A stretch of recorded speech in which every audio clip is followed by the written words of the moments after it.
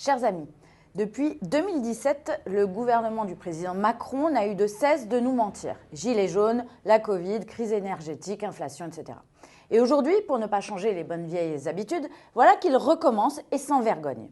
Le ministre Franck Riester promettait en décembre dernier dans les colonnes d'un journal, je cite, « pas moins de 1 200 € net, donc par mois et par retraité ». Une sorte de retraite minimum.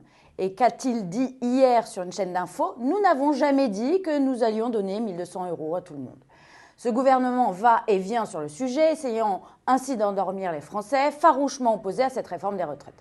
La Première ministre, lors d'une conférence de presse, a indiqué subtilement que ces 1 200 € mensuels seront en réalité conditionnés à une carrière complète au SMIC. Moins de 1 500 000 personnes seraient concernées. Ceux n'ayant pas eu une carrière complète au SMIC ne pourront prétendre à ce minimum vieillesse. Conditionner cette revalorisation, c'est ajouter de la précarité à la précarité. Cette ambiguïté du gouvernement n'est pas là pour nous rassurer et prouve à quel point il tente de faire passer ce texte en force.